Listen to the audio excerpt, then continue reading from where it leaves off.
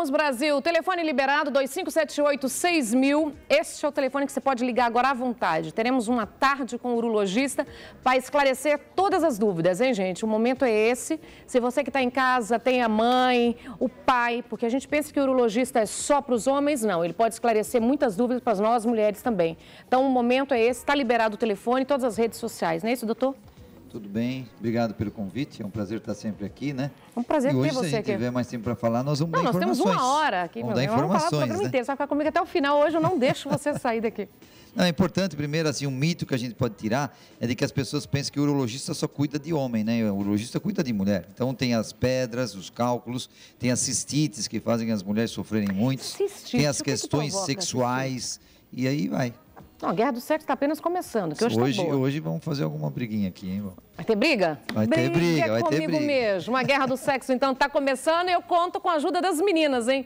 O time das meninas que estão em casa aí no Brasil todo. Por exemplo, como nós mulheres, as mulheres não têm muita essa informação de urologista, né? A gente sempre vai na ginecologista, que é uma coisa muito nossa. Mas me explica um pouquinho sobre a cistite. Quando, por que leva a ter? Cistite é diferente da infecção urinária. Infecção urinária tem um bichinho, tem uma bactéria. E cistite não tem o bichinho, não tem a bactéria, só que os sintomas são iguais. Vontade de fazer xixi toda hora, e vai e arde, principalmente no final da micção, uma queimação assim que a pessoa sofre muito.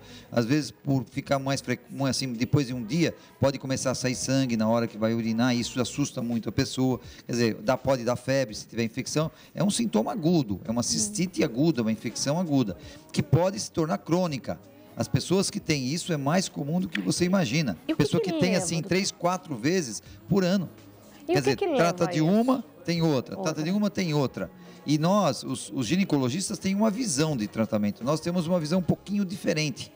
Nós temos uma visão, assim, da bexiga para manutenção da bexiga sem inflamação ou sem a infecção. Então, o tratamento, ele é um pouquinho prolongado.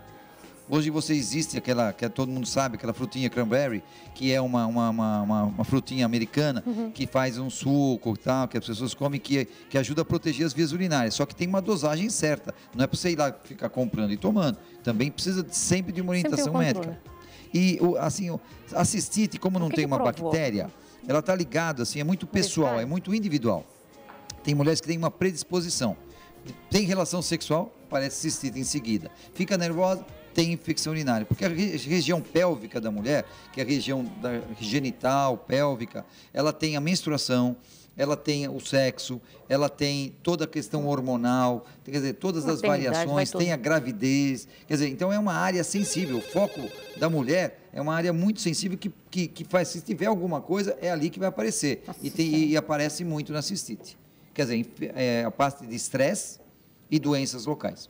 Certo, maravilhoso. Alô? Alô, boa tarde. Né? Boa tarde, com quem falo? Meu nome é Raquel. Oi, Kel, tá falando de onde? Estou falando de Ferraz de Vasconcelos. Bem-vinda, querida. Pode fazer a sua pergunta. Então, eu gostaria de uma pergunta para o doutor, que coincidentemente hoje esse horário eu estou em casa, e meu esposo, ele está assim, com uma dor, né, em cima do umbigo. Ele tem 52 anos. E tem a ver com a parte de próstata? Será que o doutor pode me responder? Em cima do umbigo? Ele ainda não fez o exame de próstata.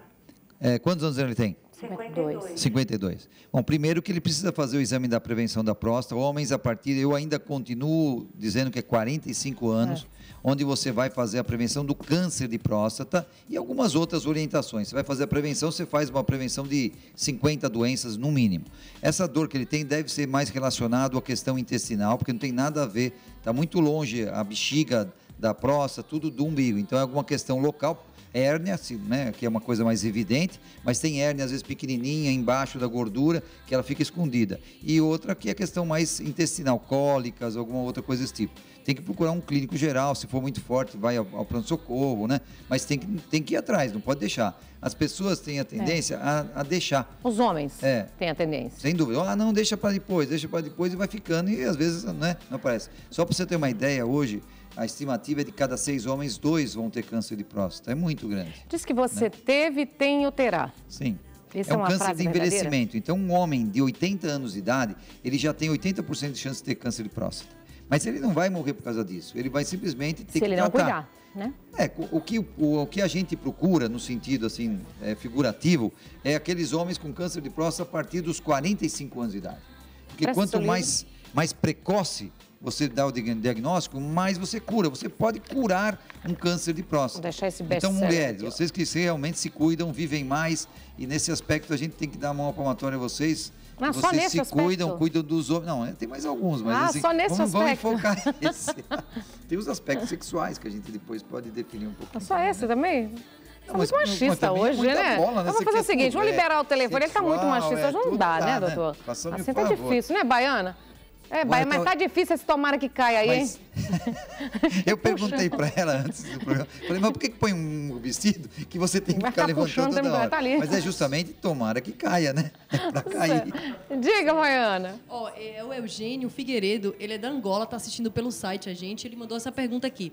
Será que fazer muito sexo prejudica no futuro? Quais são os prejuízos? Nossa Senhora.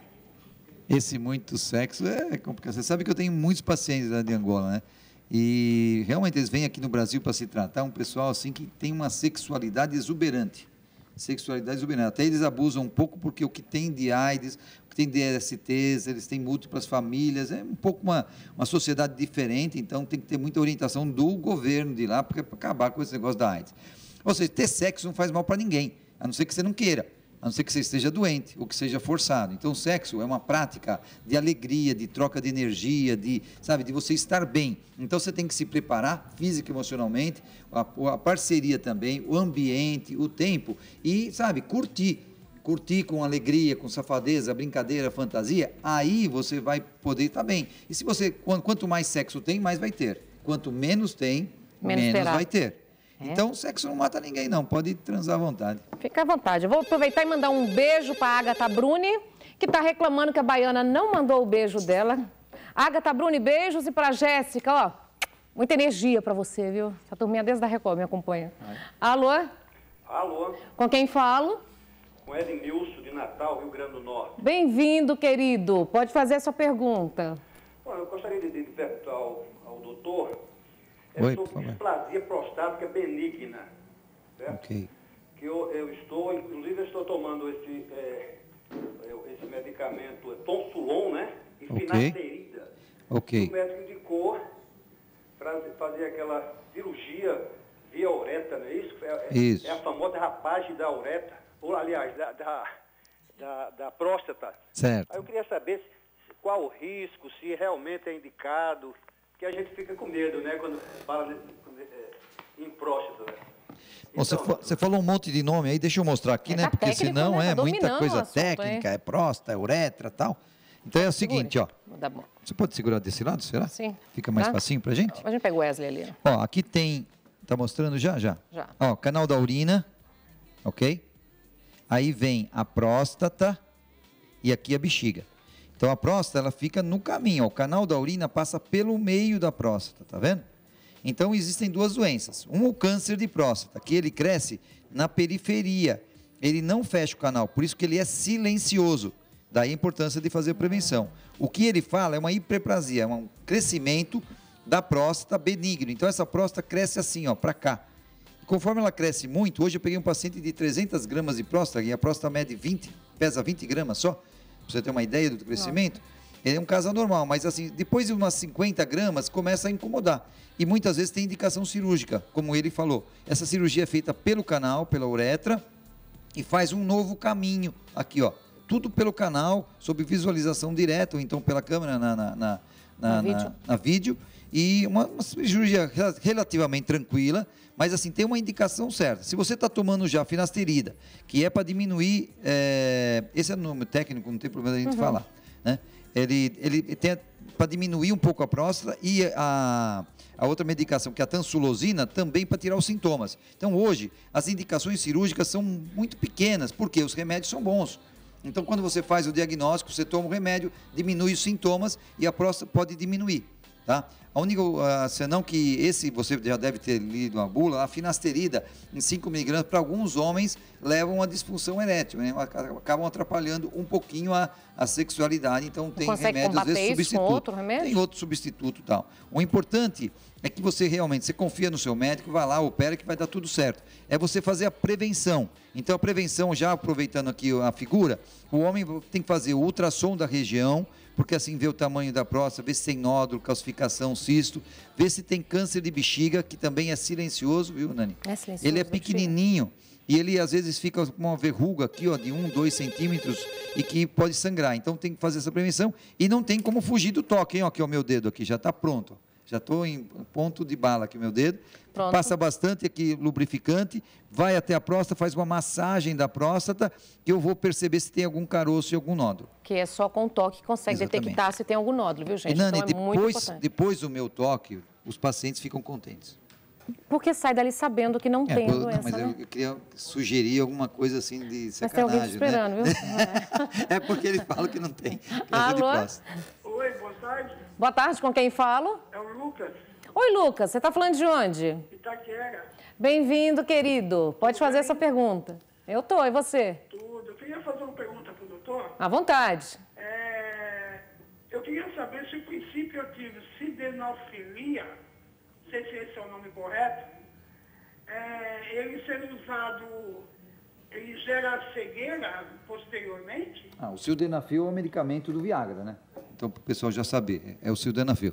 Essa hipótese aí, isso aí é uma coisa já antiga, de coisa mais de 10 anos atrás, e não causa cegueira de jeito nenhum. Para alguns homens, ele causa assim, mudança de cor, da cor da visão, assim, das cores. Tá? Então, confunde um pouquinho.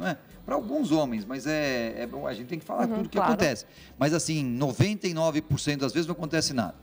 Como é que você usa o remédio? Tem que saber usar esses medicamentos para ereção. Primeiro com indicação médica, não vai tomando como balinha, que você vai lá tomar uma balinha como se fosse, porque é um remédio excelente, mas são remédios fortes, e que você tem que tomar 1 hora antes da relação sexual, para que ele comece a fazer efeito. E tem que estar em jejum, não pode ter comido nada por 2 horas antes. Sério? Sério? Trabalhoso, hein? E depois, depois de 1 hora, que você também está em jejum, tomou o remedinho e sabe que vai gastar energia, também, né? Tá fraquinho, tem que comer. Só que não pode comer coisa gordurosa, porque senão tira o efeito do remédio. Nossa. Se você comer uma feijoada ou um bife todo gorduroso, o remédio não vai funcionar nada. Gente, eu não sabia. 70% tira o efeito do remédio. Então, para quem vai usar o azulzinho, já tem uma dica preciosa do nosso médico.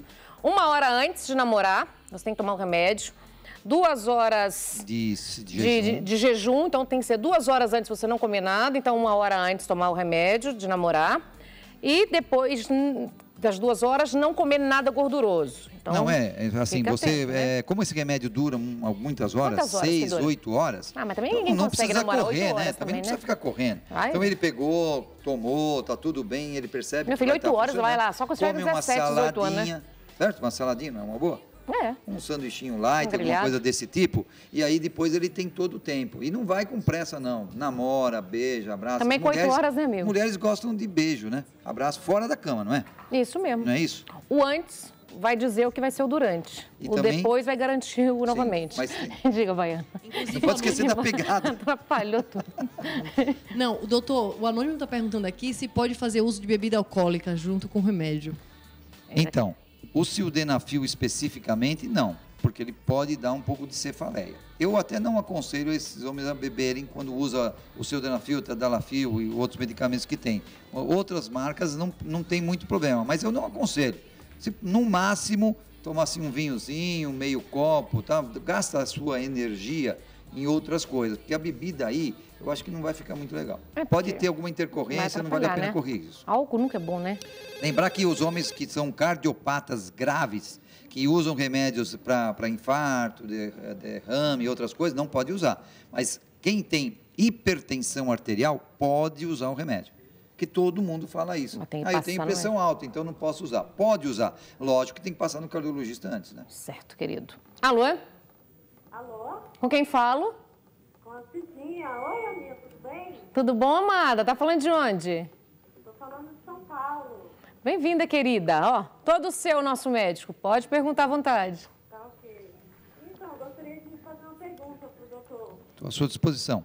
É que eu sou casada há 8 anos e o meu esposo sempre, ele não tem, assim, muito libido sexual. Certo. Eu já investiguei, que eu já até pensei que ele tinha outra pessoa fora, mas ele não tem. Então, eu pergunto para ele, ele fala que sempre foi assim. Eu já peguei encaminhamento para levar no urologista, ele não quer ir. E isso me faz muito mal, porque eu sou uma mulher que sempre estou disponível para ele, mas ele não, ele sempre fala que está cansado e não tem a libido sexual. Ok. Isso está me prejudicando um pouco, porque Ele tem está até me fazendo um pouco mal. 8 anos. 8 anos já? E ele tem quantos anos? Qual a idade dele?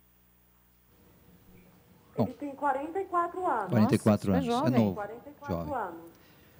anos. Bom, aí é o seguinte, primeiro, que libido é desejo, tá? Quando fala de excitação é ereção.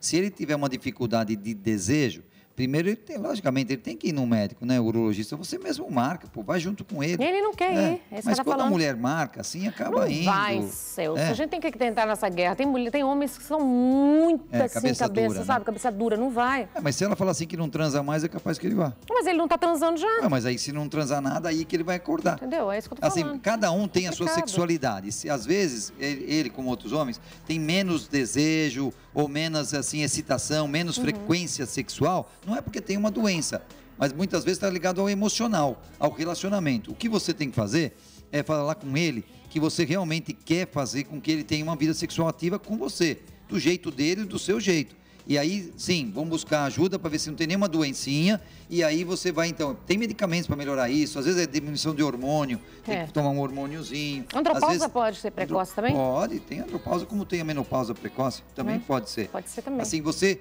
acho que o homem, ele quando ele está com diminuição de desejo, ou não tá ele está com algum problema. Ou é emocional, ou é de trabalho, ou financeiro. Não é que tem outra. Esse como negócio de bolso, ter, porque bolso vocês não tiver sempre entrando pensam que tem outra. Por quê? No caso dela, se você está casada com um homem novo, de 44 não tá anos, se ele tivesse mais velho, se ele não está comparecendo, você vai pensar o quê? Não tem que pensar que tem outra. Tem que pensar não, tem que ter certeza, tem que chegar investigar. E falar assim, meu amor. Não é meu amor. Primeiro você já não chega falando meu amor, você já começa a falar assim. Mas ele não quer. Me irrita porque os homens têm que ter uma cabeça mais sensível. O homem tem que ser mais feminino, tem que ter uma alma feminina. O homem sedutor é aquele com alma feminina, tem que entender o universo da mulher. Mas a mulher já não pode pensar que está traindo. Mas também não pode também, né? Tem que duvidar. Quando a mulher, numa relação sexual, Porque vai ver que ela está seduzindo, ela vai tentando, ela está tentando 8 anos de casado. O marido novo, complica, doutor. Mas não pode assim cobrar, tá? Porque se cobrar, aí a coisa complica. Tem que ser assim um relacionamento... A guerra do sexo começou, tá até caindo a ligação. Relacionamento legal. Tá certo. Mas é isso, né? Você já... Depois eu vou te contar uma piadinha. Diga, Baiana. É o Fábio Rodrigues, de Teresina, Piauí. Ele fala, doutor, já fui operado de varicóceles. Gostaria de saber se com o tempo esse mal é possível retornar. Varicocele. De varicocele? Tá errando, né, mano? Varicóceles Ele na Bahia. Varicocele. Vou pegar aqui o Herbert de novo. Você fica rindo, né? Ele tá rindo de você, Baiana, esse doutor aqui. Ele tá engraçadinho hoje, a guerra do sexo, Baiana. Olha, varicocele é o seguinte, aqui você tem o escroto, né? E aí, o escroto chama de saco, né? O escroto tem o testículo e tem umas veinhas que vão aqui para cima. Essas veias todos têm, mas do lado esquerdo, muitas vezes aparece um pouquinho mais. Então, aqui é que aparece a varicocele, que são veias, tá? E que, coitadinhas, elas não têm culpa de nada, quase não ocasionam nada. Só tem indicação cirúrgica quando o homem tem alguma alteração da fertilidade. Homens que têm dificuldade de engravidar a esposa. Então, muitas vezes, você tem que fazer uma cirurgia para tentar melhorar. De resto, ele não ocasiona nada. Isso é esteticamente, né? Só esteticamente, não é nada... Né? A hidrocele, que é o líquido que fica dentro, ela é muito mais visível e essa tem que operar sempre. Alô? Alô? Alô? Alô? Com quem falo? É Rodrigo? Oi, Rô, tá falando de onde? Estou de Curitiba. Bem-vindo, querido. Pode fazer sua pergunta. Muito obrigado. Obrigada a você. Bom, a pergunta que eu quero fazer é a seguinte, doutor, Obrigado. Eu, aos 18 anos, né, eu tive HPV. Daí cauterizei naquela época o HPV. Certo. E agora, mais tarde, né, com uma parceira que eu estou, ela está apresenta algumas verrugas. Pode ser que eu tenha transmitido, mesmo com o passar do tempo? Que ela está com HPV agora? É isso? Quero saber se ele pode ter passado. Está percebendo que está tendo algumas verrugas agora. Tá. Ok, então é o seguinte, o HPV, ele é um vírus, tá? Existem mais de 150 tipos de vírus do HPV, mas só 4 são perigosos. Depois nós vamos falar da vacina, que foi uma ideia sua, né? Que foi aceita, que é uma maravilha. E essas verrugas, e esses tipos, aparece a verruga. Então o homem olha no pênis ou na região genital, pode aparecer na boca, pode aparecer no olho, pode aparecer na língua. Nossa. Né? Porque as pessoas se autocontaminam, pode aparecer no ânus, que é muito comum também, porque vai se limpar e ele se contamina de frente para trás, de trás para frente. Então são verrugas que têm que ser retiradas, esteticamente, porque eles vão deformando o pênis. E o homem então tem que fazer o autoexame. Ele Hoje eu vou falar disso. É isso que ele falou. Aí ele cauterizou, tá, destruiu, mas os vírus ficaram ali meio É isso que ele está falando. Agora, tempos e aí depois, voltam. Até 20 anos, parceira, 30 anos pode aparecer. É isso que ele está perguntando, que a parceira agora está com algumas verruguinhas, ele quer saber Entendi. se pode ser. Pode ter sido, não sei se ela teve relação antes de você ou não importa aqui, mas assim, ela pode também ter se contaminado alguns anos atrás e agora apareceu, ou você. O importante é não saber quem é, aí julgar, quem é o culpado, porque isso atrapalha até casamento. Já vi separação por Eu causa acho de que ele HPV. quer saber se, depois que você cauteriza, se a doença pode voltar. O HPV pode Aquele que voltar. você cauterizou, você destruiu. Mas você Mas pode continuar outros no corpo. podem. Por isso que a gente faz a peniscopia. A gente faz um examinho para ver onde tem áreas de lesões suspeitas. Tá. Então você tem que ir ao urologista fazer uma peniscopia e ela tem que cuidar disso, porque o HPV está ligado ao câncer do colo do útero, hein? Atenção. Alô? Alô? Com quem falo? Cláudio, Oi, Cláudia. Tá falando de onde? Ribeirão Pires. Bem-vindo, querido. Pode fazer a sua pergunta. Gostaria de saber do doutor aí o seguinte, se é verdade que existe um técnico para aumentar o pênis, o tamanho do pênis. Você está de parabéns, hein? Ó, você vê a sua audiência? Todo o Brasil, é você, meu até amor. na África, hein? É você. Não é fraca não, hein? É você que é um excelente Realmente, médico. Não, mas Tem você... técnicas para aumentar o pênis? Olha, esse é uma tortura para os homens. Eu acho que você tem que se contentar com o que tem. O tamanho do pênis vai de 11 a 16, 17 centímetros. E a média é de 13 centímetros. Então, você pode pintar um quadro sexual na sua mulher com um pincel, né? Um quadro assim, ó, um pincel pequeno, um quadro maravilhoso. E você pode ter um pincelzão e pintar um quadro horrível. Então, a beleza do quadro sexual nesse aspecto independe do tamanho do pincel. O pênis está aqui, ó, um pênis bonitinho, transparente, colorido. Gostou? Mais ou menos. Esse aqui tem 10 centímetros, tá? E a vagina, quando ela está excitada, ela pode até receber um pênis de 16, 17 centímetros. Mais do que isso, não, porque ele fica para fora. Então, esse tamanho do pênis, eu estou falando mais para você tirar isso da cabeça, ou quem estiver pensando em fazer cirurgia, porque essa cirurgia, ela é contraindicada pela Sociedade Brasileira de Urologia, uma coisa séria. São cirurgias experimentais, tá? E depois eu aguento a bucha, porque o pessoal vem em cima de mim, porque eu sei que muita gente faz essa cirurgia, e eu critico mesmo, eu contraindico, porque já vi muitos problemas. Não faço e não indico nenhum tipo de cirurgia, nem pôr gordura, nem esticar, ficar esticando lá, uma coisa, sabe? Tem homens que andam com aparelhos e ficam esticando o pênis durante 6 meses, Depois que mesmo? Fica roxo e cai, aí não adianta chorar. É necrosa, né, filho? Aí já é. Piorou. Então não faça, tá? Você tem que use o pênis de forma assim criativa, que aí a sua parceria vai gostar. Tá certo ou não? Você tá inspirado, né? Tá certo, O importante é o amor. O Alô? amor? Amor é amor e sexo amor é sexo. Exatamente. Tudo bem, mas estou dizendo que amor é amor. Boa tarde. Depois a gente briga. É. Alô? Oi, boa tarde. Boa tarde, com quem falo? Eu vou falar que é anônimo, mas só pela voz você já sabe quem é, tá bom? Eu adoro anônimo, você sabe disso, né? Anônimo, ó, todo seu médico. Vamos lá. Minha pergunta, Nani, é bastante séria, que na realidade é o seguinte. Eu venho tendo há aproximadamente 2 meses, doutor, problema de hemorroida. Já estou com 37 anos e eu queria saber se é hereditário, se não é. Eu ando tomando anti-inflamatório, usando pomadas para poder cicatrizar, mas infelizmente melhora, piora, melhora e piora.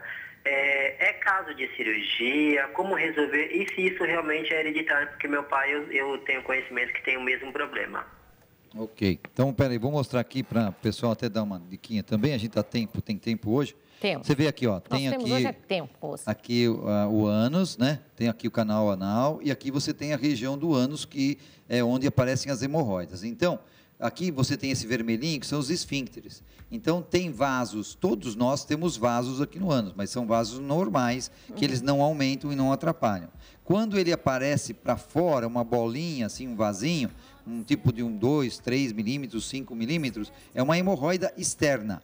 Quando é daqui para dentro, ela é interna e não aparece. As duas podem dar problema. Qual o problema? Quando a pessoa vai evacuar, é ressecada, que força muito, ele rompe e sai sangue. Então, na evacuação, sangue vivo, que aparece no papel higiênico, que você vê ali na água, isso aí é hemorroida. E aí você tem, logicamente, que fazer o tratamento. Agora, ferida, úlcera, como você está falando, que passa pomada, só quando você tem uma trombose, que é a hemorroida, ela fica coagulada, e aí é caso cirúrgico. Na maioria dos casos é caso cirúrgico, então tem que procurar um proctologista e ver. Mas o cuidado para você não ter hemorroida é justamente você educar o seu intestino, tá? Para você não ter muito e relacionamento ressecamento. homoafetivo? E vou falar disso já, mas antes disso, cuidado com a higiene. Nós já falamos aqui, depois da evacuação, presta atenção, porque isso tem que aprender.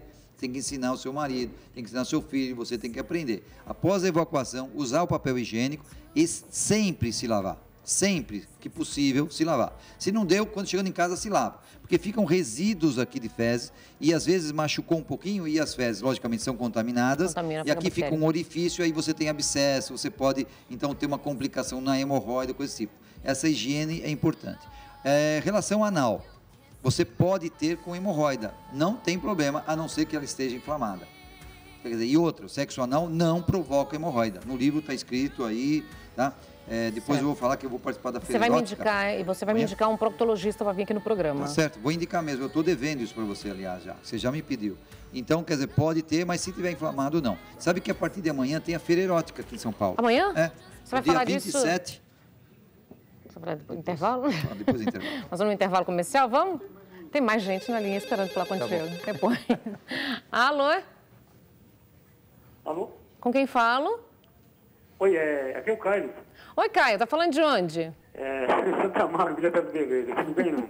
Tudo bom, querido? É Caio. Caio, bem-vindo. Pode fazer sua pergunta, querido. E você? Eu tô indo, graças a Deus. Tá bom. É Carlos, tá? Tá bom, Carlos. Tá bom, é Carlos, por gentileza. É Carlos ou é Caio? Agora me complicou. É Carlos ou é Caio, Baiana? É Carlos ou Caio? Carlos. Carlos. Tá. Agora eu tô com o diretor aqui, agora o Paulo, que ele me explica agora do interior, né? Carlos. É que eu sou mineira. Mineira já fala Carlos. Ah, tá. Entendeu? Mas tá certo, é assim mesmo. Parabéns pelo seu programa aí. É uma quarta vez que eu já falo ao vivo com você, viu? Fico feliz, viu? Muito obrigada mesmo, Carlos. Tá. Gostaria de fazer uma pergunta pro doutor aí? Todo seu. Se for possível ele responder, tá bom. Se for possível ele responder, tudo bem, tá ok? Já todo seu, pode perguntar. Eu respondo Boa tudo, tarde. cara. Aqui eu não seguro nada. Pode falar à vontade. Tá ok. Tá bom. Por gentileza, quais os sintomas de infarto? Sintomas de infarto? Infarto, você tem uma dor em aperto no peito, uma sudorese, um mal-estar, às vezes uma tontura. Tá? Então, isso você pode, é um sintoma que está tendo um sofrimento do coração e que você tem que buscar ajuda profissional. Diz que é uma dor muito diferente, né? Diz que é um aperto, como se estivesse apertando o seu peito, né? Sensação de morte. É uma sensação de morte. Não é uma dorzinha, é uma sensação de morte. Todo mundo que teve tem esse relato. Certo, Carlos? Um beijo, querido. Vamos pro intervalo, Baiana? Vamos pro intervalo, daqui a pouquinho a gente volta. Fechou? Fechou. Pronto. Tamo junto. So classic, fresh, so clean, fell in love with the essence. Put you on the T, cause my body stops traffic. Lights, camera, action, been looking for your shot, I'm so in love with your passion.